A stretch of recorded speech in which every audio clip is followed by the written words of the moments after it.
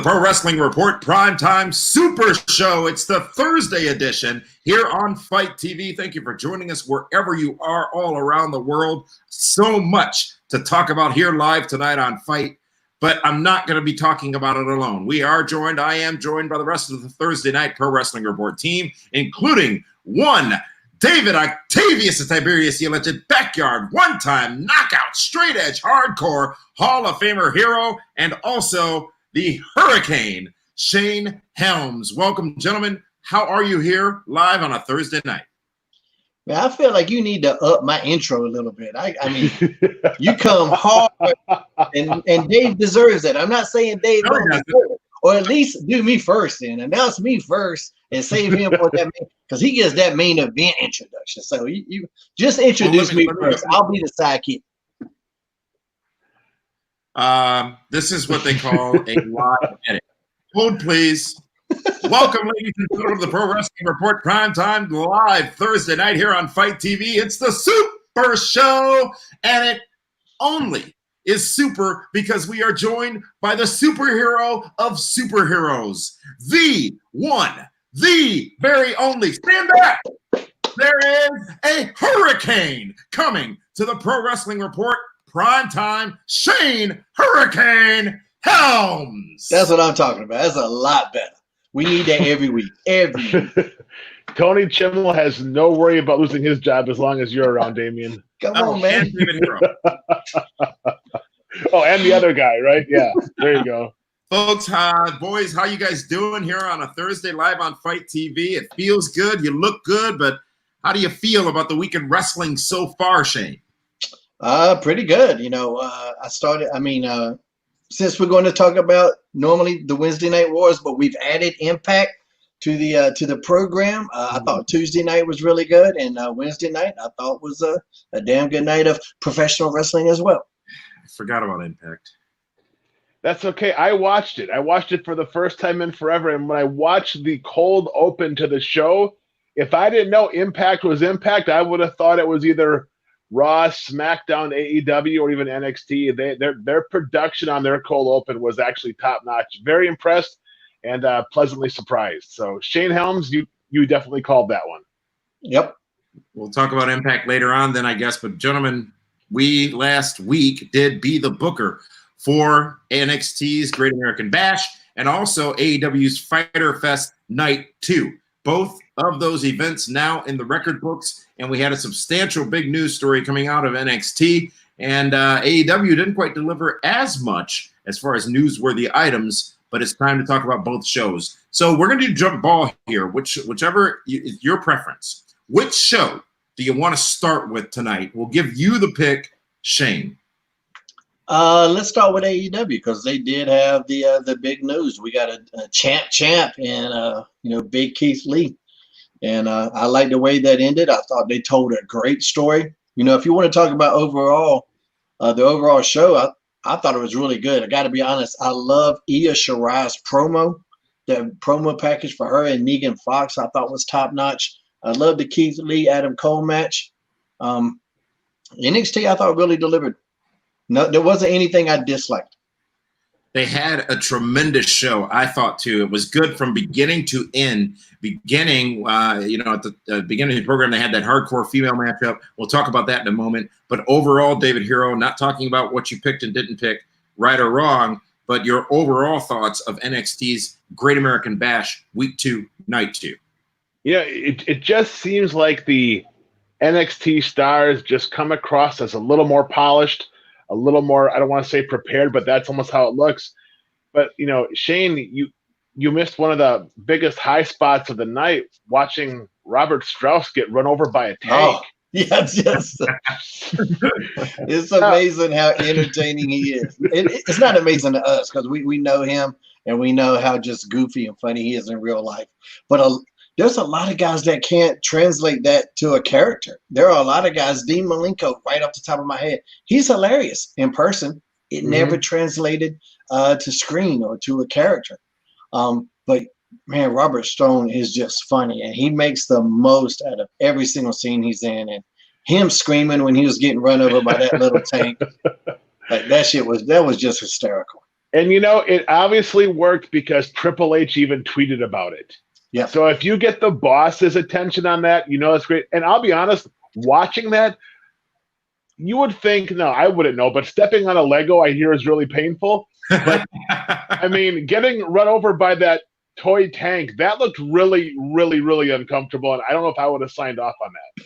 I mean, that's got to be the best use of a tank since DX showed up at the WCW show, right? Were they on a tank? What were they on that day? They were. It wasn't a tank. It was like a armored vehicle of some sort. Yeah, when DX showed up at the WCW.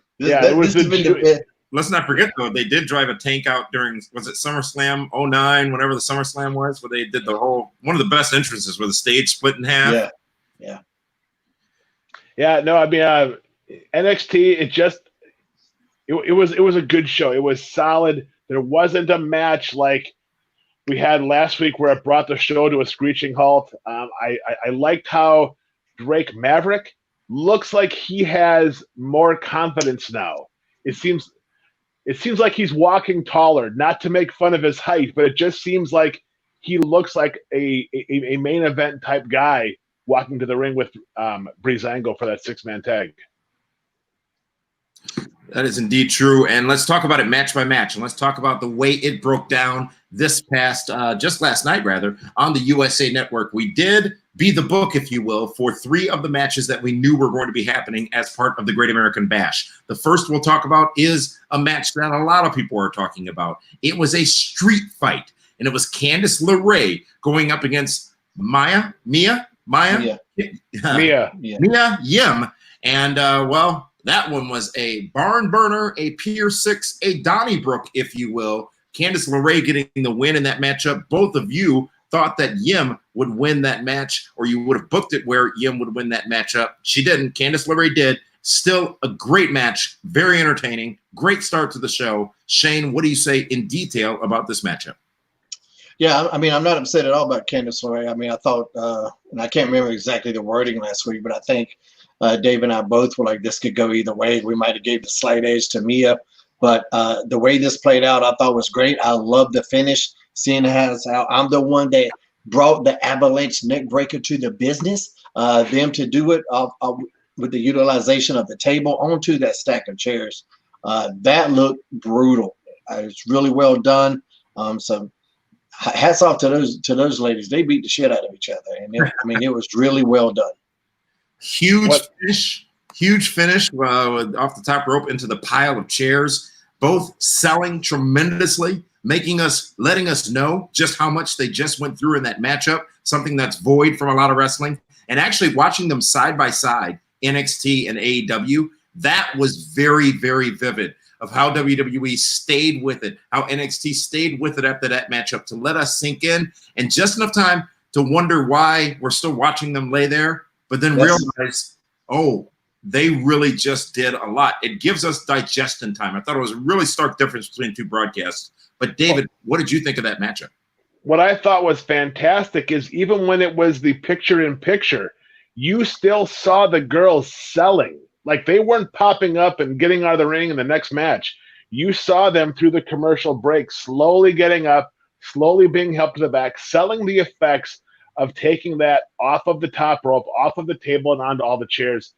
Which, when was the last time we saw any selling at all like that on any wrestling program? But yeah, it was very physical. I thought both girls just like, when I saw how that match was going, I'm like, it's going to be a long night for AEW, because you don't want to change the channel when you see something like that. And the girls opened the show, delivered 110%, and I think that's why NXT edged out AEW last night. I haven't seen the ratings, actually. Did they?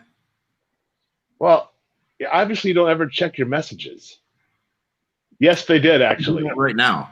You shared hot news and I didn't copy? I did. Oh. Well, what were the ratings, Mr. Newsman? You know what? The numbers aren't, I don't know them up, but it was, I think it was like a 40 or 50. Heck yes. You said, I'm looking at the messages now. Raw did a 1.6. That's all you said. Click on the link ahead of that. I don't click on your links. They always crash my phone. Well, that one won't. So, yeah. A solid start for NXT for sure. Great American Bash worthy matchup. But the next match that you guys had pre-booked, if you will, was a 6-man tag team matchup, and it was the team of Breezango going tagging with Drake Maverick to take on El Legado del Fantasma. This too, I thought, was a fun match. Drake showed fire and drive and energy. The opposing team was also very, very engaged, super athletic, very, very well defined. And Breezango came with some fire as well last night. A good matchup as part of the Great American Bash. Shane, you and Dave had picked Breezango and Drake Maverick to win the matchup, or would have booked it that way. That is what happened. But what did you think of the way the overall presentation was made? No, Drake Maverick got pinned. God bless it.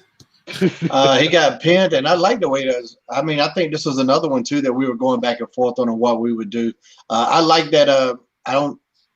I like what they're doing with Santos Escobar. I think he's one of the best heels, maybe in all of WWE right now. You know, he looks like a heel. He works like a heel. His two henchmen, so to speak, they're going to have a little bit of trouble finding themselves as heels because their styles are traditionally babyface. DJZ, you know, he's a high flyer, and his offense is always kind of pop worthy. So both of those guys, I don't think they're exactly comfortable right now in being in the heel role. It might help that they got the NXT loyals out there at ringside and not traditional fans. That's definitely helping. But it was a fun match. Breezango looked great. I love the heat spot where they used the dive, Fandango's dive to the outside to tweak his knee. Yeah. They worked that into the heat spot. I like the way that was done. And Santos going over clean with his finish. Putting over his finish, and you want to talk about another great sell job. Drake Maverick sold that for so well. He sold it so well and so long. Even when the heels were leaving, he's still selling. And by direct contrast, on the other side of the Wednesday Night War, one of the Young Bucks took a double team finish from the Lucha Brothers that looked like murder. It looked so good. And within seconds, he's already on his feet. And of course, he's like holding his neck a little bit, but I'm like, damn, you should be in traction after that, you know? But yeah, it was another good outing. But like I said, you know, and I forget the name of the 6 men altogether, but Santos Escobar's team. The heel thing right now for those two guys is, what's that? Legado del Fantasma. Yeah. Those. God bless you. The heel work on there is going to have to pick up a little bit. David Hero, what he said? Yeah, I agree. Watching DJZ, who we've been watching him for a long time, you know, since TNA Impact when he was one of the Bromans, and then he was the DJ with the Bromans and everything else. He is a lucha wrestler. He loves to dive and flip and jump, and he's super talented. He's a good-looking young guy. It's going to be hard for people to want to boo him, so he's going to have to dig down deep to become way more dastardly. But you know, Breezango was always that funny ha-ha team, and I think last night they showed that they've always proven that they can go. But I think last night they were the old guys in the match, and it was very competitive. I thought it was very good. I thought they were doing some great storytelling. And again, it's something that you normally don't see that often, especially on Wednesday nights, where they're trying to progress a story and actually sell and get certain things over. And that's exactly what they did. It was interesting, too, because they were physically bigger than Santos' henchmen. Yes. You know, normally you think you got these two heaters, they're going to be the big guys like AOP, but like I said, they're the mini AOP back there. And Fandango's a big boy. You know, he's one of those deceptively big guys, but it stood out last night how big he is. You know, the next match you guys did the booking for was the main event for the championship, the unification, or the one winner takes all match. Before we get to that, there's another match I want to get your thoughts on because I found it to be an awesome wrestling contest, and that's the matchup between Johnny Gargano and Isaiah Scott. I hadn't seen much from Isaiah Scott. I thought they told a great story. The match went almost 15 minutes. I thought they told a great story. I thought they had tremendous athleticism. And while there were a lot of high spots, if you will, in the matchup, they all seem to make some sense. And Dave, why do you have that ridiculous smirk on your Because I know for a fact you do not remember seeing the Swerve Isaiah Scott at our shenanigans party in New York City a year ago. I of course I don't. I was working. But no, I mean, I'll be honest.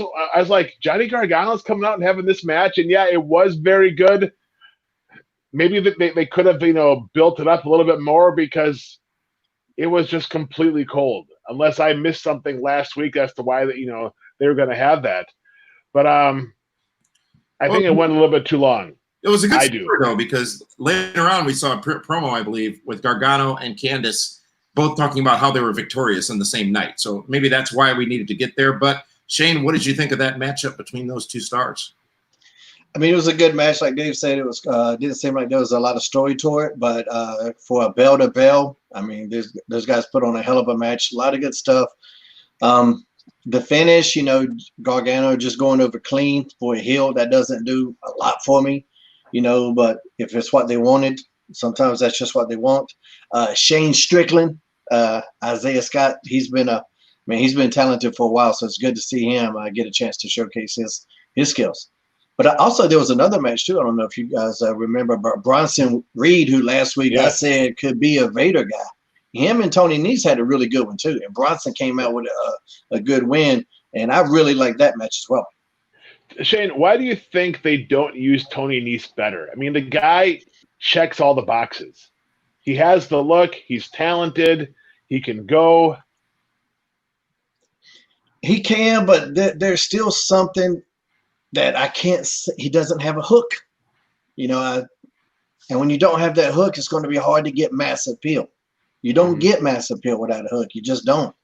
And I really don't know what makes Tony different than, there's a bunch of guys that can do those type of things that Tony does. And I just say one day he's going to find himself and he's going to click and you're going to see the real Tony Nese and how far he can go, because the potential is there for him to be an even bigger star. But right now, it's just, I don't know. I mean, he just seems like a guy that's doing a bunch of things and trying to combine them all into one, and it doesn't stand out to me. And I don't believe, like, when he's a heel, I don't believe it. Same thing with Gargano with that promo he cut with Candice after.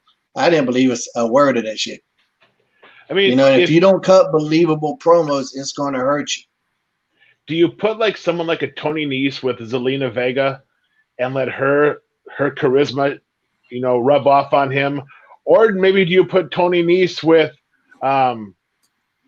Seth Rollins and make him part of that group? Maybe so. But you got to, still you got to get on a hook. His damn gimmick is like the athlete or some shit. Mm-hmm. That's like the worst. Like MMA, there was a list of the worst nicknames of all time, and the athlete was the number one worst. And so he's the premier athlete. I'm like, that. I'm never going to get behind that. I'm never going to wear a T-shirt that says the premier athlete Tony Nese on it. I'm just not. But like, I wanted him to, like, because he would wear this thing at one time where he would the abs were cut out. Like, he was really proud of the abs. Mm-hmm. And I was like, why don't you do something like, remember how Rick Rude would wear the robes and it was a big deal to even see the abs? Like, if that's your thing, do something like that. If you're going to be arrogant, be really arrogant. Right. I just, I don't know. Like I said, right now he's just missing a hook. And I mean, believe it or not, that's the one thing that's held a lot of people down. You need a hook. And that's going to be my next T-shirt. Where's your hook? It's going to be a fishing T-shirt. I got nervous when I saw Bronson Reed because I knew Tony Nese wasn't going to have much of a chance. Bronson Reed, I tell you, what's really cool right now for me, at least, when you have guys like Karrion Kross, Big Keith Lee, Bronson Reed, there's actually now legit heavyweights working their way back into everything pro wrestling, especially into the title pictures. And I think that's going to be a big game changer going forward for NXT and the main roster when you can have legit monsters like that on TV. And that finish looked incredible. And dude, I don't want people to think I'm knocking on Tony, because Tony is great and he can have a good match with anybody on the roster, and you always need people like that. But if he wants to get to that next level, if you want to get past the just having a good match guy, you got to have a hook. Well, this is the Pro Wrestling Report Prime Time. It's a super show on a Thursday night. We're live on Fight TV. We're also simulcasting live on our social media channels, that being YouTube, Facebook, and also Twitter and Twitch. So follow us, like us, subscribe, get the notifications turned on, and check us out each and every Thursday night live. And we also come to you with another live edition Saturday nights at 7 o'clock p.m. Eastern, also on Fight TV.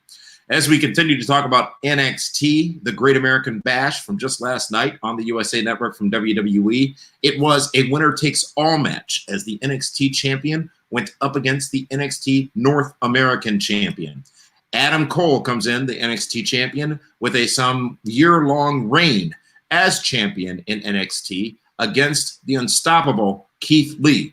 And it would be Keith Lee who was unstoppable last night and would defeat Adam Cole and would walk out taking all as the winner in that matchup. Now, full disclosure, we do know that the results of this match had been leaked on social media last week. However, that was post-show that we did. So your picks both for Keith Lee, your bookings were in line with what WWE ultimately did, but the match itself, the celebration, the hoopla at the end was great, but the match itself, the content, the 19 minutes and 55 seconds that the two of them went, what were your thoughts on that match? We'll start with you, David Hero.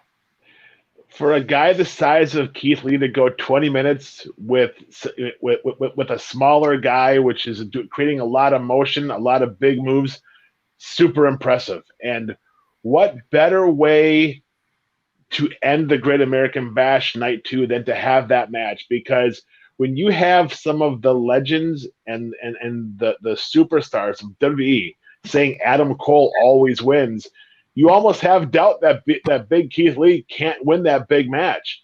And just how it ended, yeah, of course, we heard that Keith Lee was going to win last week. It didn't make a difference. I think people still wanted to watch. They didn't care if they knew or not. And it's going to be interesting to see what happens next, especially now with Adam Cole, because you got to wonder, does he get a rematch or does now he go off somewhere else? Because they need Adam Cole on Raw, on SmackDown, and absolutely NXT. But congrats to Big Keith Lee. What a great match. And I'm surprised how quickly he has become the top guy in NXT. Now, was there a stipulation that the Undisputed Era couldn't get involved? I don't remember. That was the surprise that there was no, because you think Ric Flair defending against Nikita Koloff, you're going to have Tully trying to come in and help somehow, aren't?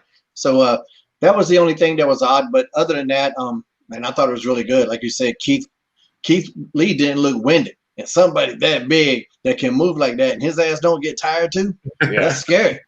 That's scary. And, Adam Cole, I don't want to talk about the size thing because that's always going to be mentioned in an Adam Cole match because he's always going to be the smaller guy. But, man, you kind of forget about it after a while. His facials are great. He's got great timing, great ring presence. And his offense is believable. He looks like he's trying to do shit. So the only thing that's kind of goofy was the Canadian Destroyer. That's just being nitpicky right now. But I thought they really delivered. I thought Adam Cole's facials were great. Keith Lee's facials were great. And even knowing the finish, I forgot about it. I forgot that I knew it. And I was like, oh, kind of like kicking out on two on a couple of those. So I thought it was really well done. Like I said, the only thing that was just odd was the non-involvement of the Undisputed Era. But now that Adam Cole's lost, it might be time to disband that Undisputed Era. If you want NXT to keep going, you got 4 guys that could go against each other and tear it up every single night. You got them locked down in one group right now. In a period of time where we're kind of, the roster's thin. This might not be the time to have the Undisputed Era as a group. It might be time to let them go their separate ways. And let's get Roderick Strong against Adam Cole and matches like that. They'll kill it every night.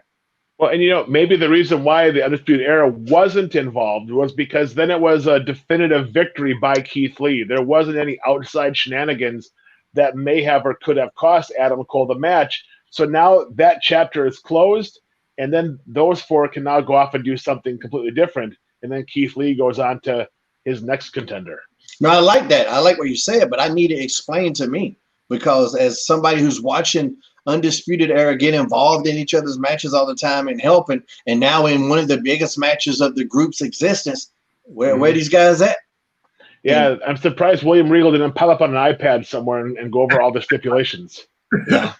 You know, it's interesting, Shane, you mentioned the Canadian Destroyer. Who did it better is a question that we could ask, AEW or NXT. Oh, AEW. That shit blew me away. That was insane. That was dangerous. That was dangerous last night. Yeah. Because they actually overshot each other. It was dangerous. It was beautiful. That was NXT's Great American Bash Night 2. When you take the 2 nights combined, gentlemen, when you look at the event that was presented, substantial things happening on the NXT side, as stated, Keith Lee walking out with the championships. Some special moments, I think, across the shows. But how would you rank the overall 2-week effort of NXT's Great American Bash, Dave?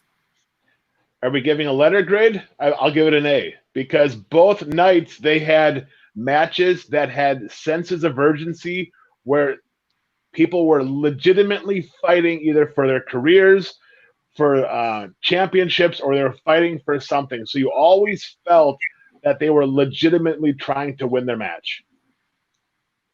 Yeah, I agree. I agree with Dave. I thought, man, the storytelling, and you got more emotion, I felt, out of the Great American Bash matches. And another real quick tidbit on last night, and I don't know if they've done it before, and I just didn't pay attention, but when Johnny Gargano has that little thing always been on the ceiling when he does his entrance, where it says all heart, no soul. From the I don't know if they've done it before or not. If it was first time I saw it, but the camera, yeah, the camera shot on that from a production standpoint, that was pretty damn cool. I like that. But yeah, I thought the Great American Bash was good, and apparently it was a good idea to attach the Great American Bash label to these past 2 weeks. It worked out well. Hey, the WWE, they find a way. And you know what it is also? I mean, if you look at it, look at the moments that the fans have not been a part of. You know, we can talk about Drew McIntyre beating Brock Lesnar, Undertaker's last match, the Money in the Bank, and now Big Keith Lee. Without the fans there, Big Keith Lee winning both belts on just a regular NXT is But now he can say he won it at the Great American Bash, and now it means 10 times more because of the history of that show. Yes. Yeah, and that's the one thing about the versus Fighter Fest. We didn't have that big thing, which I still stand by. It should have been the Best Friends getting those tag team championships. We didn't get that, and we got it from the Great American Bash. I want to have that one memory from a pay-per-view or a pay-per-view type event where I go, hey, remember when that happened? Because like Dave said, if it just happened on July the 7th or whatever yesterday's date was, if it just happens on that day, I ain't going to remember that shit. But I remember that it happened at the Great American Bash. It's a good point. And you talk about, obviously, it being beneficial for WWE. Well, WWE did achieve its second straight week ratings win in the Wednesday Night Wars, if you want to call them that. However, it is important to note both shows were down in viewers. And was it second week or third? I think it might be the third week in a row. Could be. I'm just looking at the back-to-back special events, if you will. I got you. But WWE bringing in 759,000 viewers, down about 4% from last week. NXT down about 4% for last week as well, bringing in 415,000 viewers. So the win, of course, goes to NXT, but the win goes to all the wrestling fans, 1.4+ million people watching on a Wednesday night, both shows. And what I think is very interesting that I'm surprised I haven't seen enough coverage on is what may matter more in the Wednesday Night Wars of today versus the Monday Night Wars of past is the DVR +7 ratings. Because since the shows are back-to-back, head-to-head rather, a lot of people are watching a show later. The overnights don't include any DVR watching, so the numbers might adjust up or down, and maybe we'll have to depend on Chris Jericho to share that information with us, as he did on Twitter last week, pointing out that AEW did better in the also important 18 to 49 demographic, scoring more viewers in that category than the other. So, Dave, what do you think about the ratings results of the two shows? You know what? I'm not surprised NXT won. I think because there was so much buzz about Keith Lee, people still love watching history. They still like seeing title changes, and they want to see new champions crowned. And they knew, hey, I'm going to tune in because I want to see wrestling fans love their wrestling history. But and then when you have Orange Cassidy going up against Chris Jericho with really nothing at stake, or do you want to watch a chance to see somebody get both NXT titles? I think it's a pretty easy decision. And Damien, the other thing also, TNT has their own app that you can download and watch their shows as well. So who knows how many views are going to get off of that? But, you know, like you said, 1.4 million people watched wrestling on Wednesday night as opposed to almost 1.7 watched it on Monday. That's a pretty telling story about how popular wrestling is on Wednesday nights. And I don't know how well it goes too. Like, because if you are flipping channels, do you give credit to both shows? Like, the whole rating thing is just kind of kabuki, and it's one of those things that's kind of, you can't hang your hat on that too much. If as close as this thing was, there really isn't no telling. I mean, if for some reason AEW had a 4.0 and NXT had a 1.0, okay, we can give them a win. This close, both shows won. So and I know a lot of people that they'll watch one and then DVR the other. They're watching both shows. Mm-hmm. So I never really hang my hat. That's for the business guys. I'm on the artist side of the business. So ratings, yes, they're important, but half that shit don't make no sense to me. I had a Nielsen person call my house one time, asked me to put in the box. In all my years, that's only happened once, and it was like 3 years ago. Or no, it was just last year because I was working with WWE, and she asked me, they asked me, did I work with the entertainment? I go, yes, I work on a television show, and that disqualified me from having the Nielsen box. Yeah, but that's the only time in my whole life I've ever had anybody even that I never even knew anybody that had one. If you had the box while you were a WWE employee, how would your viewing habits have changed? I wouldn't be home. I'd be working on the show. Correct, but your viewing habits would probably have been modified, right? Well, I guess so. Do you think his wife wants to watch wrestling? She's put up with it forever. It's the last thing she wants to watch. Oh, I had to buy another TV for the office here. I done got kicked out of the bedroom. Well, folks, speaking of business, before we get to AEW and Fyter Fest, and I think to be fair, as we talk about the ratings comparison between the two shows, Fyter Fest was to have had Moxley versus Cage. That, of course, pushed the Fight for the Fallen next week. So we got to give them the consideration for that, I guess you could say. But speaking of considerations, promotional consideration is indeed paid for by the following, David. Yes, it is. CollarandElbowBrand.com is where you can go to get all of your Collar and Elbow brand-themed wrestling T-shirts. The new summer line has dropped. It's absolutely tremendous. There's some tank tops, bright new colors. Of course, there's the Shane Helms T-shirts, Stand Back, as well as the T-shirt for our good friend Shad. So head over there, use promo code PWR360 at the CollarandElbowBrand.com and save some money and support Collar and Elbow Brand and the Pro Wrestling Report. And Shane, you got a great Collar and Elbow shirt there on as well. Every week, man. I've been a Collar and Elbow Brand sponsored athlete since the beginning. So they've been a partner in just about everything I do. So, yeah, go ahead and check them out. You know, what's interesting is each week, you guys with your different Collar and Elbow shirts, and they are always different. So the quantity of shirts available at CollarandElbowBrand.com, absolutely amazing. And Dave, as you said, the summer line just dropping now, which is great as well. Yeah, it's fantastic, and you will love them. Damien, if we knew what your address was, I'm sure you would have got some.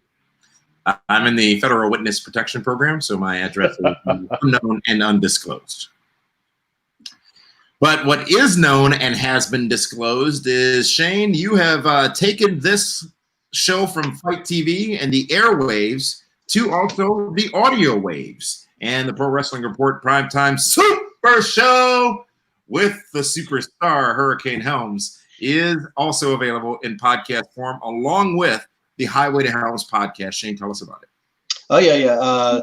Primetime with Hurricane Helms is how I guess it's called.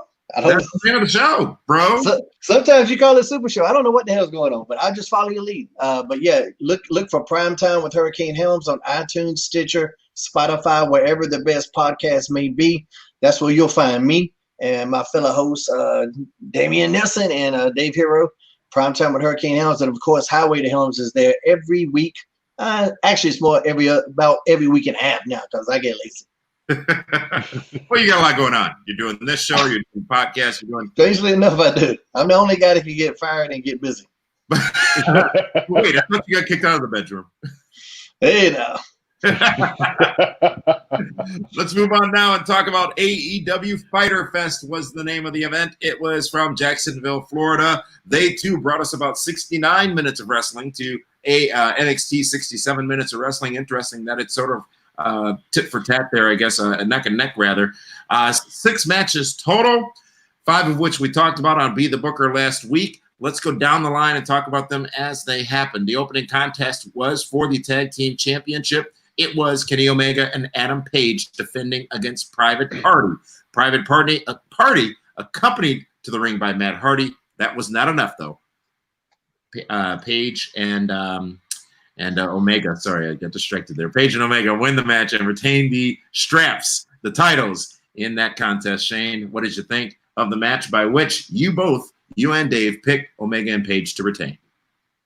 I thought it was pretty good. It was, once it got rocking and rolling, you see a lot of good offense from both teams. You got 2 teams that are baby faces, so you're not really going to get this heel, this desperate baby face trying to make a comeback. You're not going to get that. You're going to get 2 teams showing their offense, popping the crowd, and that's what he did. Some good stuff at the end. Private Party's got a lot of room to grow, though, so they're going to be fine with Matt Hardy there coaching them. And I mean, overall, I thought it was a pretty good match. It's interesting when you say Private Party has plenty of room to grow and Matt Hardy there watching them. I wouldn't say it was any greenness, but the difference in the ability of each team was clearly evident, I thought, last night. Private Party was not bad. There were no botches. There were no misses. But they were focused on telling us how young they were. And in telling us how young they were, the commentary team, that got me thinking about how much experience they don't have. Right. So it sort of made it more vivid. But again, I don't think it showed. And maybe if I wasn't being told, again, 21 and 23, 22, 23, whatever their ages are, that I would not have been as I wouldn't have noticed as much. But what I did notice was what I believe it was Mark Keane was wearing. That was one heck of a wrestling outfit, huh? JR said his bedroom carpet looks exactly like it. Yeah, I mean, keep in mind, though, those guys who you're comparing them to. Kenny Omega is one of the best pound-for-pound wrestlers in the world right now, and has been for many, many years. Adam Page is going to be an AEW champion. And I think Kenny Omega will, too. So for the Private Party to be in there with those guys and kind of, hold their own, I think they did really well. Are they going to be as fluid? Are they going to be as seasoned as Page and Omega? No, but not many people are going to be. Right.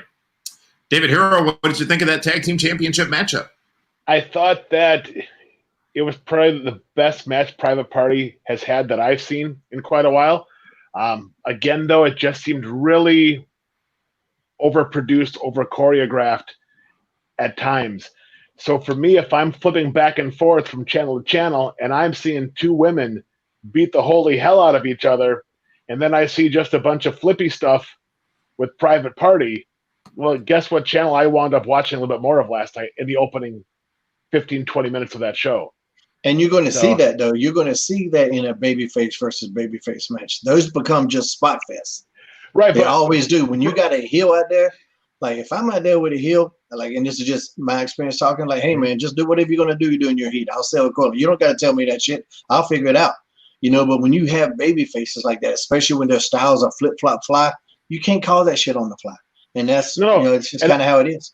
And I understand that, but the part that was frustrating for me was that at times it just seemed like they were very tentative as to what they wanted to do. Mm-hmm. Like they were overthinking before it happened, and that was my disconnect. So, but because they were.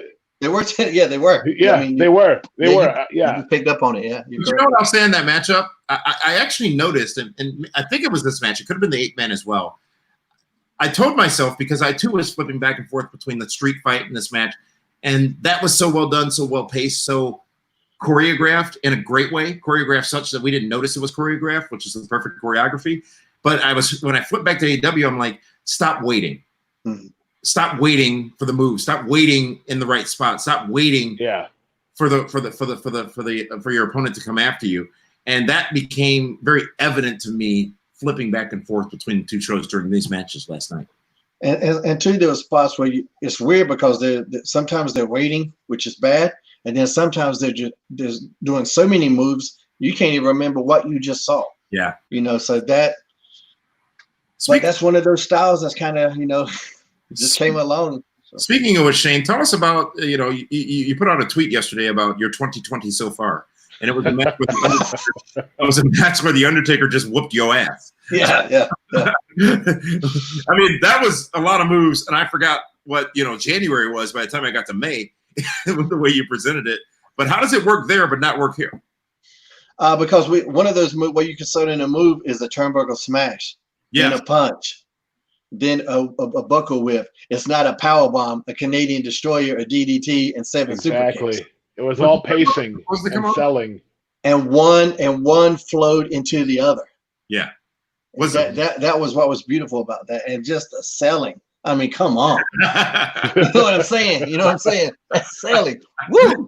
Man, that Gregory Helms can sell his ass off. That Hurricane guy, not so much. It's good because Gregory Helms can't sell no merch. He can sell in the ring, but he couldn't sell no merch. But until the Gregory Helms shirt come out, which I will have one next week, I'm going to have to wear that one on the show because this is my number one seller on Pro Wrestling Tees right now. It's an ugly-ass Gregory Helms shirt. I can't believe it. Hey, was that turnbuckle supposed to come off from that? No, I just did that shit with my face. Like normally when Taker does that, he throws the guy, and the guys always take that bump with their back. But I wanted to take it face forward and pop up, and just to be different. And then it just came off. I don't know what happened. You were different, all right. Mm-hmm. And so the best thing about that whole match is I ended up taking the highest choke slam. I mean, Taker told me that. He goes, I think that's the highest choke slam I ever did. Boom. And then I take a tombstone, which looks like murder. Now he's pinning me. So here comes your boy, Ken Anderson. You have to go back and watch this now. So it's 1, 2, 3. And at the 3, he's going to come in and blast Undertaker in the back. Ken knees me right in the fucking head. Oh, excuse me. So I didn't take all of this damage from the Undertaker. I get the big choke slam, the tombstone. I'm just laying there. Okay, my night's over. Here comes Ken's knee right in my damn head. And you can't even really see it. You can just see me go, Little tidbit for you. Mm-hmm. Well, with that, let's move on and talk about AEW's Fyter Fest and continue to talk about AEW's Fyter Fest. The next matchup that we saw was a singles match for about 11 minutes. It was Lance Archer going up against Joey Janela. Now, with Lance Archer with Jake Roberts, with Joey Janela was Sonny Kiss. And David Hero, you picked Janela to win that matchup. And Shane Helms, was I drinking? Was I drinking last week? You must have been, but jeez. It didn't get booked the way you would have booked it. So how do you feel about the way it was booked? Well, I guessed, first of all. I just don't understand why they would invest all that time and stuff with Janela and Sonny Kiss to have them both just being destroyed, unless it was just a big one-off for 2 straight weeks to make Lance Archer that much more of a dastardly vicious heel. But I mean, I thought Lance Archer checks a lot of the boxes. The one thing I wasn't a very big fan of was early on in the match where he's destroying Joey Janela, and it was the right off the bat when they both wind up outside the ring, and Janela hits Lance Archer with one punch, and it rocked him for like 2 minutes. And I was like, how did that just happen? But other than that, I thought it was pretty vicious. I thought that Jake may have lost a step or 3. I don't know. But,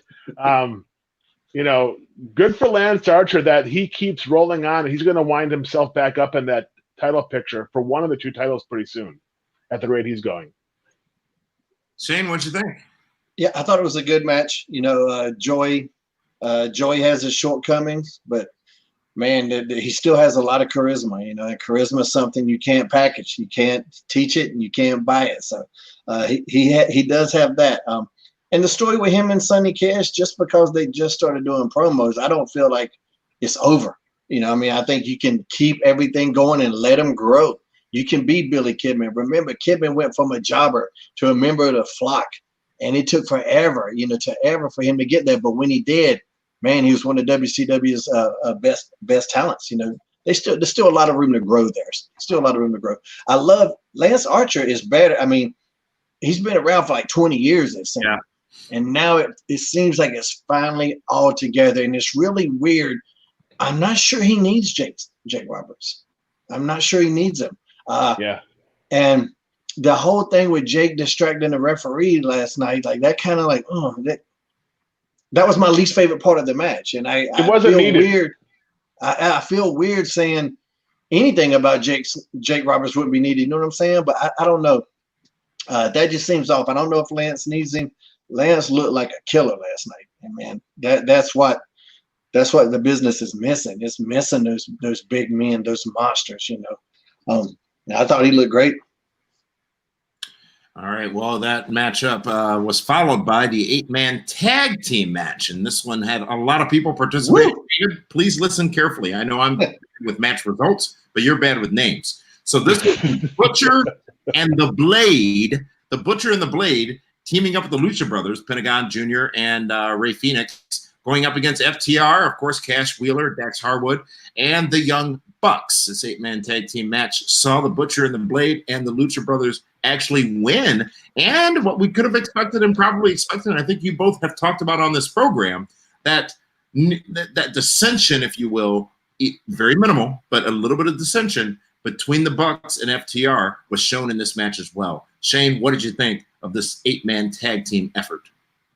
I liked it. I mean, I thought there was more spots than you can shake a stick at. It was I don't know if I used this analogy before, but it was like a Robin Williams concert. If you ever seen Robin Williams, he tells 8 million jokes and you can't remember one of them. Because he's going 193 miles. Yeah, and it worked for him. Yeah. It worked for him. So that style does work for some people. There was a lot going on.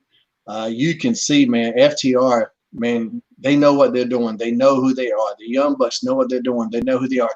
The Blade and the Butcher were the youngest team in there, but they didn't look out of place, man. They look good. The Lucha Brothers do some insane shit, and Ray Phoenix is as good as a high flyer as there's ever been, ever in the history of the business. He is that good.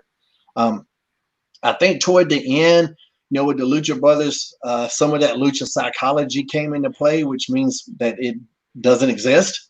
Once things starts breaking down, that's when you don't try to be funny anymore. That's when you don't do the ha-ha spots. Once we start get to a point where we then got past the heat, now we need to come back. Now we're really kicking each other's ass. There's a couple times where they kind of slowed it down. They put some weird ha-ha spot in there that just really kind of didn't fit the flow. But other than that, if you want to talk about athleticism, you won't ever see anything better than that. The Canadian Destroyer that we spoke about earlier, that spot was insane. It was amazing. It was also cringeworthy and they shot it perfectly because you sort of saw the setup in the ring to the rope, and then all of a sudden everybody out there, and it happened fluidly. And I didn't really actually realize it was Canadian Destroyer first until the replay where I'm like, oh, whoa, wait a minute, that just got that much better. It looked good, but now that I know what it was even better. Yeah, then they had that superplex, powerplex, ode to the Power and Glory, which they modified. There was a lot of good athletic shit, and then, I think, I don't know who picked who on this one. I know I thought that this would be a good match to kind of start the dissension with, let's go ahead and get FTR and the Young Bucks at each other. And I don't know that a big seed was planted, but they didn't win, so they got something to talk about. I think both of you, actually, I know both of you did pick the Lucha Brothers and the Blade in this match, and I think you did so because of that plan forward dissension that we would see between the two teams, FTR and the Young Bucks. And I do want to say the Lucha Brothers finish looked like murder. I know I talked about that a little bit earlier. That finish looks like it could kill anybody and needs to be sold accordingly. AEW has the opportunity or the challenge, you could say, of always being a bit too over the top, giving too much in the matches, too many spots, too much in one match. This was that match, but this was one of the most perfectly executed matchups because, as you said, Shane, there was so much happening.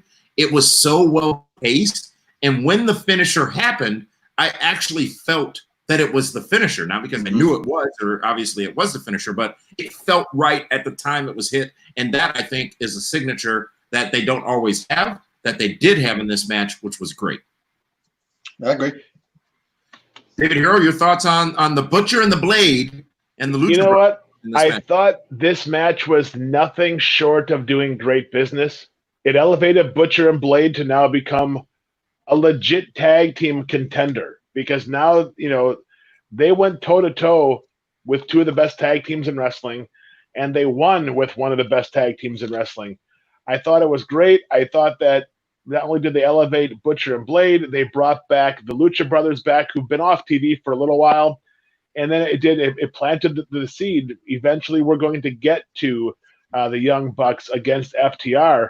But, going back to that Canadian Destroyer that we talked about, Shane, they must have been listening to you last week, because when the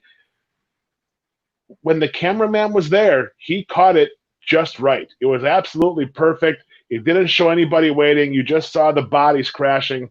Well done. And I'm looking forward to seeing Butcher and Blade get re-energized and now do some other great things. And then you watch the other tag teams go off and start to make some more money. Yeah, all four teams came out looking good. And man, sometimes that doesn't happen. No, not at all. And if any one of those four teams was going to look bad, it would have been Butcher and the Blade, and they came out actually much stronger than I thought they would have. There was one moment, I'm not going to nitpick. There was one moment there where Butcher or Blade, I don't remember which one, the one with all the tattoos. There was an awkward cover, pull up. He wasn't a legal man situation. I'm not going to nitpick at it though. But here's what I will ask is, I'm not sure I realized until they were in this element in this match just how good FTR is, how good they are. And there was talk of Tully Blanchard and Ron Anderson, the commentary team in this matchup. They're not far off. I mean, they're certainly not to that level of greatness because just they haven't been in the business as long. But the old school presentation, the manly look that they have, it's something we haven't seen in a very long time, unless I'm missing something in the wrestling business, and I'm refreshed by it. Yeah, and one of them's put on some muscle, not the they got the new names, which I can't really remember. Not the bald one, but with the one with the hair. He's been putting some time in the gym. Yeah, he looks jacked. Yeah. So, and I love that people compare him to Arn and Tully because they do too. But they're both really just two Arns, because Tully was the heel, Arn was the tweener, Tully was the heel. So and that's not a bad thing at all. I was having Cal watch some old Great American Bash WCW pay-per-views from the 80s. And when Tully and Arn came out, Cal immediately is like, wow, he goes, that looks just like FTR, the way they walk, the way they carry themselves. They look like grown men going in to just break some skulls. Yeah.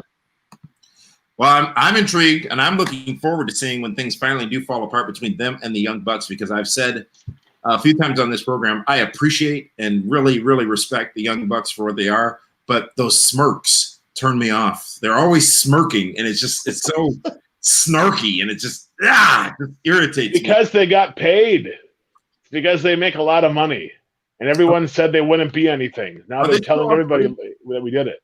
Are they still off Twitter? I have no idea. I think they came back. Everybody comes back. Exactly. Well, we go from an 8-man tag to a 6-man tag, and the next match we're going to talk about was the Dark Order, Brody Lee and Stu Grayson teaming up to take on teaming up with Colt Cabana.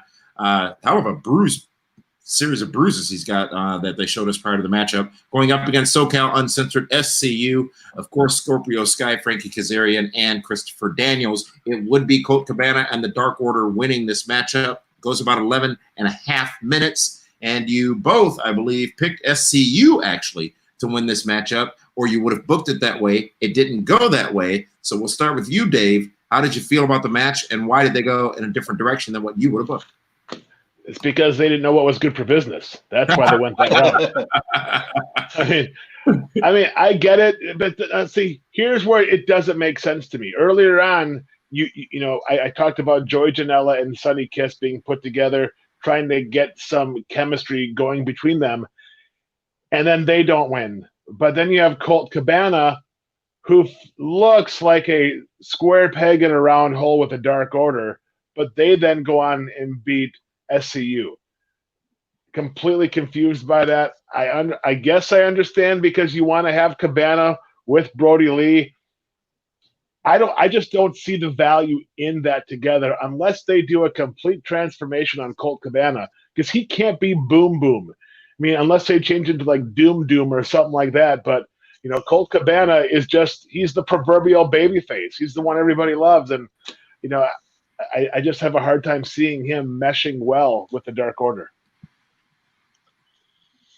Yeah, there's not a lot there to disagree with. I get it. The Dark Order has the storyline, but especially coming off the match that SCU had the week before, where they really just reinforced how good they were and gave a reminder to our short-term memory audience that sometimes exists. That's why I would have went with SCU. And I think there's still time to get to that Dark Order storyline. This is one of those cases where I wish that the roster was just a little bit more deeper. If the Dark Order needs a win, I get that. I just wish it didn't have to be against SCU. Do you think the Dark Order is this generation's Dungeon of Doom? Come on, don't do that. Don't do that to him. I mean, unless I can get Colt Cabana in an electric chair. Like, if that could happen, I'm on board. I just don't know where they're going with it, because they don't have any enemies. They have no one that they're even targeting or feuding with. Yeah, it's just they exist. Yeah, they do just exist. As far as cults go, they don't really have a mission statement. So that's what they got to work on. We got to work on their Kool-Aid, because nobody's drinking it. Nobody even knows where to get it from. Or if it's red or grape. Red or purple. Grape. You are so white. Oh, no. You want to challenge this? It's red or grape. It's red or purple. We'll go to Twitter right now and ask people about their Kool-Aid. Is it grape or purple? It's red or grape. Oh, wait. If it's grape or purple, is it both? I don't know now. Now I'm confused. What are we doing here? Ask anybody. We even had this conversation backstage in WWE, because either Kofi or Big E came up to me and said, "What kind of Kool-Aid do you drink?" And I say, "Red or purple?" And they go, "Yeah, he gets Great. Nope. Well, Damian, I mean, come on. I mean, Big E is from Florida. Maybe it's called purple in Florida. Maybe it's grape up in the South. From North Carolina southward, there must be some different terminology. Keep in mind, though, hey, Shane, what do you call soda in North Carolina? Drink. Everything's a drink, yeah. So you don't call it, like, I never called it pop. I heard some people call it soda pop, but I never called it. It was always, you want to drink. If you want to drink, generally meant soda. In the north, it's soda. In the middle of the country, going north to south or vertical, it's pop. And then in the south, it's Coke. Everything's Coke. Everything's Coke, yeah. Yeah. Man, Pepsi was made in North Carolina, so I'm gonna have to throw a flag on that one. When I lived in New Orleans, when I first got down, they're like, "Hey, what kind of soda do you want?" I'm like, "I'll have a." No, they said, "What kind of Coke do you want?" And I'm like, Coke. They were asking you something different. You misinterpreted that whole shit, man. I thought it was an expensive can of soda. Yeah. The final matchup we're going to talk about, folks, from AEW Fyter Fest just last night on the TNT network, was the matchup between Chris Jericho and Orange Cassidy. Of course, Jericho with Santana and Ortiz, and Orange Cassidy with the Best Friends. Chris Jericho would get the best of Orange Cassidy in this matchup and win. Yep, this match, though, went some 18 minutes and showed us, well, it was a good match, but what I've wondered about for a while with Orange Cassidy is how much depth does he need beyond the depth that he has to be in these marquee star matchups, because his shtick is his shtick and it works great. But I think the longer the matches go, you lose some of that shtick, if you will. Dave, we'll get your thoughts first on this matchup. Chris Jericho defeats Orange Cassidy And both of you, by the way, had picked Jericho to win this match. So congrats. Much like I was amazed that Keith Lee could go almost 20 minutes with his size, I can't believe that a guy that wrestles with his hands in his pockets went almost 20 minutes also. And it just shows how talented Orange Cassidy is. Yeah. And hey, Chris Jericho made Orange Cassidy last night. He did. If he's not a household name in wrestling fans' households, there's something wrong. But I mean, Orange Cassidy went toe to toe with one of the absolute top 5 all time. I mean, he did an amazing job. I mean, Chris Jericho, there's nobody better in wrestling than him right now, and you can't even say that Jericho carried him. I mean, they did so much stuff together. It was amazing. It was really well done. The only thing I wasn't a big fan of was when he hit him in the head with the bat and couldn't beat him. That I didn't get. But overall, I thought those two had a great match. And if they weren't going up against Big Keith Lee and Adam Cole, there's a really good chance that AEW would have won last night. Shane, what do you think? Yeah, I want to take my hat off. I'm not going to, but I would, I would take my symbolic hat off to Orange Cassidy. People don't understand the pressure of a situation like that. Somebody who's been in matches with like super top guys, with the top of top guys, all the pressure was on Orange Cassidy. If that match would have sucked, Chris Jericho still would have been Chris Jericho.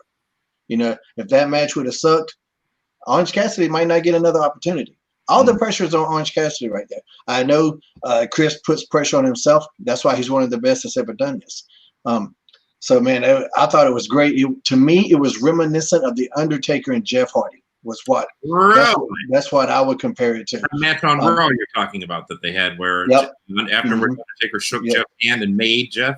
Yeah, it was a coming out party for Jeff, and last night was a coming out party for Orange Cassidy. It shows us what exactly this guy can do. Now, where does it go? From here is going to be interesting, because when you see what he can do, you got to be careful. Does he go back to the stick? I ran into that problem. There was I had a moment in my career where Ric Flair came to me and he goes, "You're too good for this gimmick," meaning that my work had outshined the gimmick. And it was shortly within a year or so is when Gregory Helms came about, mainly because of that conversation with Ric Flair. So it's going to be interesting, but I love this match. I might even go back and watch it again. That's how good I thought this match was. Chris Jericho's just clicking on all cylinders. I can't believe this guy's I don't know exactly how old he is. He's a little bit older than me, and he's bumping, putting in 18 minutes, looking great. Like I said, he went over. Orange Cassidy got over. We talked about that before. That's the perfect scenario. And I don't have anything bad to say about that. You got the best friends out getting involved. Santana and Ortiz came out. Did I say that right? Santana and Ortiz. They came out and got involved. So you showed continuity with those groups, which is something that I didn't like about the Keith Lee Adam Cole match. The continuity where Undisputed Era just was non-existent. I love this match, and I thought it was a good cap off to end the show last night. That's interesting. Orange Cassidy being made in that match, as you say, with an interesting comparison that I don't disagree with. I think a lot of people forget, though, Orange Cassidy's been wrestling for about 20 years, right? I don't know if it's been 20. I don't know if it's that long. Maybe 10. I don't know about 20. Even so, I don't think people realize, as you said, Shane, you had wrestled him before, right? And you didn't quite realize it. We were either on the same team. I know he was in the match. He was in the match. He was either on my team or on the other team, but he was under a hood. So I can't give away his information. I can't give away what's going on there. But I think he was one of the red ants, right? In the trios, he was the red ant or the fire ant or whatever it was. He was, something like that. He was one of them. So I think he was in the match. I'm almost positive. I'm pretty sure he was in the locker room. I think he was in town that night. I can't remember what the hell was going on. Are you aware, Shane, that we just received a little while ago a hurricane warning? I'm not being funny here. Like I'm on the East Coast now, so these things matter, and it's down by you, coming up the Jersey Shore. It looks like by Friday. Down by who? Well, not me, because I'm not down anywhere. I don't live in Jersey. What the hell are you talking about down by? It's south of Jersey, where I think North Carolina is. So North Carolina. If they make it this far inland is really bad. Normally they mess up the coast, but you know, I don't know. So you know what? But David, I get blamed for everything. Hey, man. Blame it on the Shane. Yeah. Wait, who's singing that? I can't do it. You know, but we didn't talk about the big announcement though. It's a great Oh, point. the FTW. Yes. This was billed, and Dave, you talked about it, was billed as a major game-changing announcement by Tony Khan, the owner of AEW. When did Dixie Carter start to work for AEW? You were doing so good. You were doing so good. You were doing so good. I mean, come on. That's Seriously, a dagger. That's a dagger, bro. But okay, but am I wrong? Please, someone tell me I'm wrong. Frame it. So Taz, who's manager of Brian Cage, who remember was supposed to be going against Moxley, so they had to do something. And now that match will happen next week at Fight for the Fallen, which is not a Transformers movie. They had to do something. So Taz comes out and he introduces, the baddest belt ever that was never recognized by an actual wrestling company. It's the FTW. We know what that means, not to be confused with FTR or FDR, but the FTW championship introduced and graced upon Brian Cage, who is now going into his matchup against the AEW world champion as the FTW champion. I don't know if that one will be winner takes all, but that's what happened. What happened. So David Hero, please hate on it. It was terrible. That's not it was just bad. It's bad business because it means a lot to Taz. Absolutely, because Taz had that belt at a time when it meant everything. But to just dust it off and say, here you go, Brian Cage, here's a championship for you. If Brian Cage doesn't win next week, then it's a complete and utter disaster of a failure. But is he protected by not winning because he has a title? So no, not at all. Because now you're saying he's the biggest, baddest man on the planet. He's now the FTW World Champion, and then in his first match since getting that title, if he loses, you have then now completely taken all the steam out of Brian Cage. Either Brian Cage wins next week, or it has to be a double disqualification of some sort. I mean, there's no way Brian Cage can be pin or submit next Wednesday. But again, it happens too often in wrestling where there's this huge announcement that's going to change the landscape of everything. They couldn't have picked anything worse, because it was just bad. I didn't like it at all. I think you hated it. I did. I absolutely hated it. And it has nothing to do with Taz or the FTW belt or Brian Cage, but it was just there. It was the way it was presented that, oh my gosh, we're going to do something absolutely amazing that's going to change the world. No, I'm about to make you love it. There we go. That's if they do this, and I don't know that they will, but here's what I would do. Now, just imagine Brian Cage is the FTW World Champion. Next week, he defeats Moxley. He's the AEW World Champion. Taz is in there celebrating with him. Brian Cage is holding up both belts. Taz is looking at him, cheering him on. And you see Brian Cage drop that FTW belt on the ground and whoop Taz's ass. Biggest heel in the game. Absolutely. That would be fantastic. I would love that. Rips the heart out of Taz. You get so much heel heat and steam on Brian Cage, and now he's the AEW champion. Biggest heel in the game. But see, Shane, 2 weeks ago when we talked about this, you said Jon Moxley has to stay the champion for a while. Who said that? You did. Oh, I don't know. And it's just like right now, by bringing that title in, it shifts everything around where it's not going to be in Jon Moxley's favor. I want to go back to the detail. I want to go to the detail files where I said he needs to stay champion. I need to hear this. I need to hear this played back because I might have been under duress. I don't want the championship to flip flop around too much. I will say that. But if it does the way I just said, if that happens, that would be awesome, and I would be in full favor of that. Because then that championship is the main focus of the show, which is what the main focus of any wrestling show should be, is that main championship. Now, granted, because they're only 52 weeks out of the year, which is almost all of the weeks of the year, there's going to be times where it can't be the focus of the show. But it should still be one of the main things that you're fighting for. Without a doubt, should be the AEW World Championship. So it needs to be on somebody, and there needs to be a main storyline, not just any old regular storyline with, no offense, Brody Lee or anything like that, because that did nothing for me.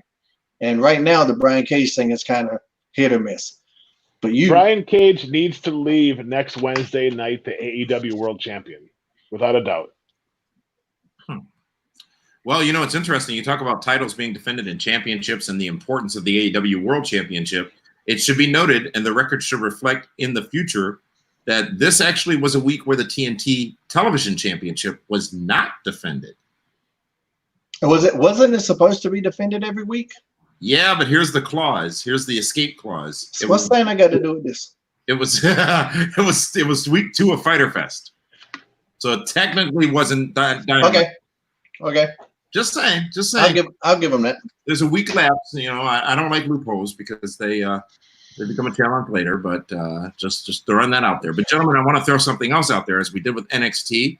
Week 2 of AEW's Fyter Fest is now in the books, and we have a total of 11 matches that occurred over the 2 weeks. We also were absent one match that was to happen, that Jon Moxley versus Brian Cage, as we were just talking about. But summarize your thoughts on the 2 weeks combined of Fyter Fest from AEW on TNT. What did you think of the overall presentation over the course of the 2 weeks, Dave Hero? I thought they did a great job. They featured as many of their stars as they possibly could. When you have that many 6-mans, that many 8-mans, that many just different types of matches where just about everybody on your roster gets to be seen on TV, I think that's very well done and very creative. I gave NXT in a Bash at the Beach an A. I'll give AEW a B to a B plus, just because. At the beach. What was that? Did I say Bash at the Beach? You did. Well, there was a beach atmosphere. I don't know. But, I mean, AEW, they just lacked the sense of urgency, and we didn't see the sense of urgency until we saw Orange Cassidy against Chris Jericho, as far as I'm concerned. So that's where I give the nod to NXT overall. But AEW, again, when you have 11 matches and you can get in 90% of your roster, that's impressive. Shane Helms, what were your overall thoughts on the 2-week Fyter Fest? Yeah, I did like that so many people were involved. It was very heavily ensembleized, which I like. I like having a lot of people involved. But to me, and I think we touched on this last week a little bit, it just really seemed like 2 more weeks of Dynamite. It didn't seem like a big event. These last 2 weeks, to me, didn't hold any more significance than, the previous weeks. So it didn't have a big show feel, but there was a lot of good matches. There was a lot of good wrestling. Of course, Jericho versus Orange Cassidy, that 8-man was absolutely fantastic. SE, there was a lot of good stuff, but it still lacked that big show feel that was missing. And also, and I hate to compare this to WWE because they've had decades of experience, but when you talk about those promo packages that WWE puts together, AEW really needs to.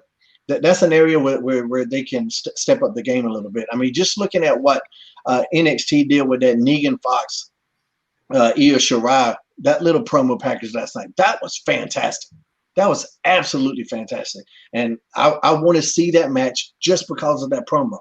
AEW, that's an area where, they could really advance their shows on a little bit. But, I mean, overall, I think, we've had a couple really good weeks of pro wrestling on Wednesday night. So big wins for both teams.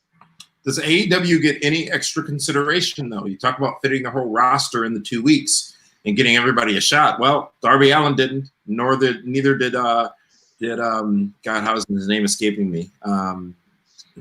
He's endorsed in everything. Shawn Spears? Sammy Guevara.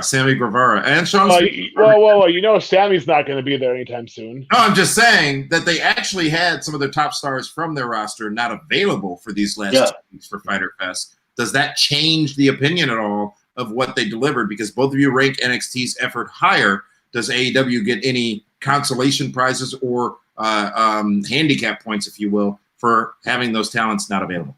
I don't say I would rank their effort higher.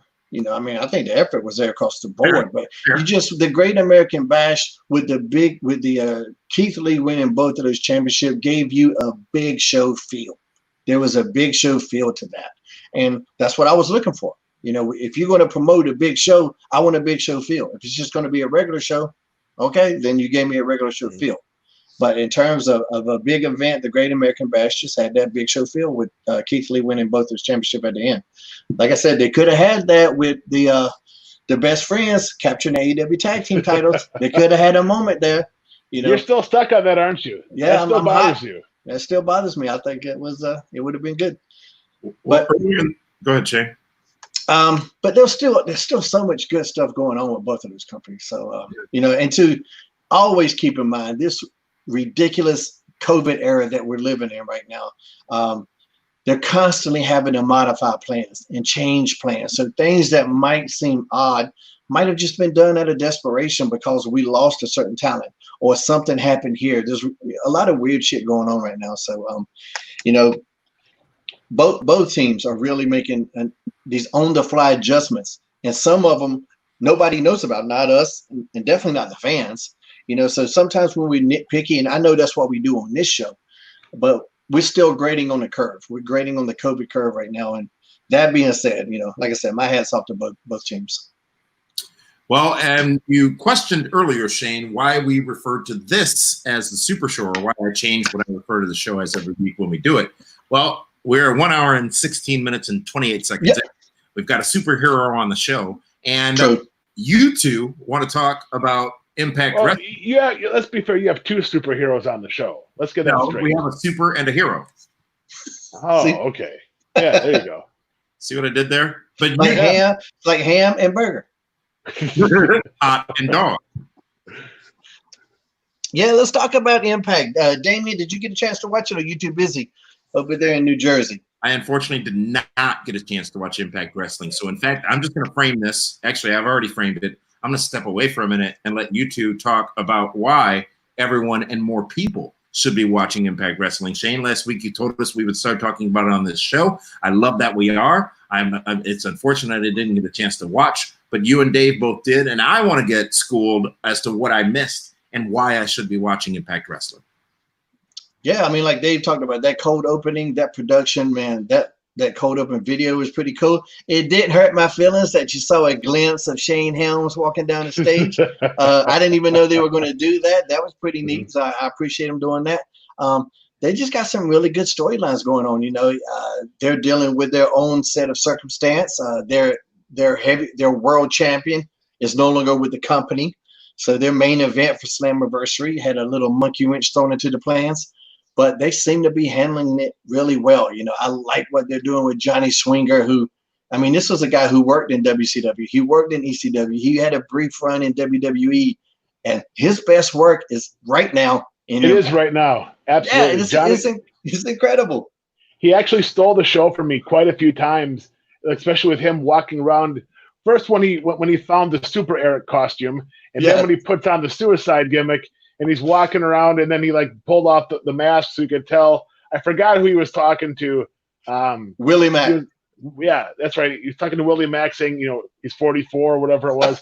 just funny stuff. But with so much women's wrestling on TV, I thought that the Knockouts did fantastic. Yeah. They're right there also. With the exception of having that huge crossover star, they don't have a Finn Balor or a Chris Jericho or a Matt Hardy or whatever. But when you have guys like Moose and Tommy Dreamer doing their thing, and you actually believe it's you can feel it. That they have a big fight feel. But I just thought Impact did a really, really good job of rebuilding their brand is what essentially they're doing is they're rebuilding everything. Because let's be honest, Impact's been on for 18 years. Mm-hmm. And there are many a times we didn't think they'd get past 5 years and 10 years and 15. Now they're almost at 20 years. And they've had a lot of big stars come through there. And I love how now they're teasing for Slammiversary of former world champions coming back. And that could be anybody. It could be Eric Young. It could be Ken Anderson. It could be EC3. There's so many guys that could be huge Bully possibilities. Ray. Bully Ray as well. It was just announced that his Ring of Honor contract is on hiatus or whatever. So I thought they did really well, and they did really good about highlighting some of the past things. I think that's fascinating, and that's something like on Raw and SmackDown, especially in this era, you could do. Like, hey, let me show you something to remind you guys of some of the legendary stars that have come, that have walked down this aisle. I thought that was really good. And two, you want to talk about the knockouts. Before the women's revolution existed in WWE, Impact was killing it with the knockouts. Yes, they were. You want to talk, and even they showed a match last night, the Beautiful People, in that match with Victoria. I always call her Victoria. I think she was called Tara. Tara. Yeah, Tara. Yeah. Mm-hmm. Tara there with Lacey Von Erich in the mix, man. And that was good stuff. And that was a packed house in Cincinnati also. I believe it was Cincinnati. And they had a great house. I mean, TNA, Impact Wrestling, they had a lot of young studs that just were mismanaged by the corporate offices. And that's what held TNA Impact Wrestling back. But I mean, I wouldn't be surprised that, within the next couple of years, you see more and more stars coming out of Impact Wrestling and becoming big players. It's just a matter of time. I was impressed by their production. I think Scott D'Amore is doing a great job. I believe Cyrus the Virus is still there. But yeah, they just seem like they are running a professional wrestling company doing professional wrestling things. He prefers to be known as Lord Cyrus, by the way. Lord Cyrus. Gotcha. So I mean, I thought it was good. I'm glad I watched it for the first time. I want to say it's been at least a couple of years since I've seen it last, because I just haven't been able to find it on any of the dials.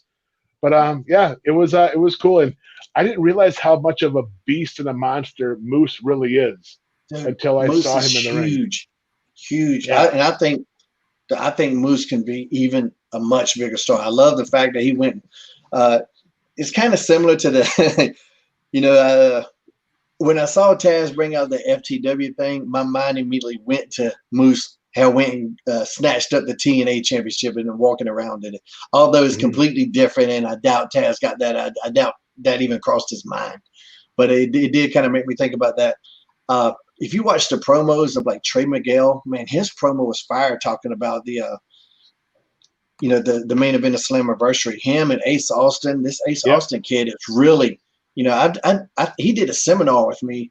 I want to think it was at Harley Race's camp. That kid's really gotten really, really good over the last couple of years, man. They got a he's young. He's really young. Very young, and can talk. And, and you believe what he says. And that believable promos are, so damn essential. So I really like what they're doing, and I'm looking forward to Slammiversary. I'm looking forward to Slammiversary just as much as I was looking forward to Great American Bash or Fighter Fest. And it's a shame. They've had a lot. They've had a couple rough years. They had some really good years, but and they did have some rough ones. So, but I think it's time to quit hanging on to past memories. Give Impact a chance, man. Because like I said, as somebody that's been watching closely for the past couple months, they're putting on a solid show, and it's as good as any wrestling show on TV. And their women's gauntlet match at Slammiversary, I think, has like 14 or 16 girls in it, which I think is it's a big gauntlet match. I think there's like 14 girls in this gauntlet match. Woo. Yeah, so it's going to be really interesting to see how they put together. I think Tommy Dreamer is a very creative individual. I think him and Moose will do some great things. And I'm super curious to see who the former world champion is going to be. That's going to be that fourth person in the match. Eddie Edwards, it's like he's almost timeless. I mean, he's reinvented himself, but he still looks the same. Yep, and he's good. He's one of those guys. He's the Bret Hart of TNA. He's one of those guys you can put in there with anybody, and it's always going to be good. I mean, there was a point when Bret first got the title, it wasn't like Bret all of a sudden got good. He had been that good for years, you know.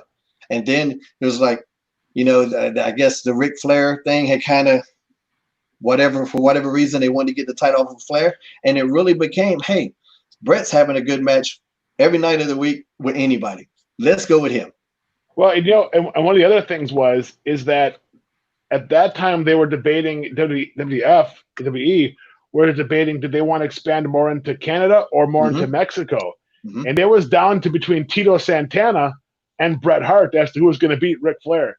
Imagine how different things would have been if Tito Santana would have defeated Ric Flair to become the WWF World Champion at that time, as opposed to Bret Hart. Yeah, they made the right choice. I do love Tito, but at the same time, you know, and once they gave Bret just that little extra touch of credibility by becoming that world champion, then right then and there, he was one of the best of all time.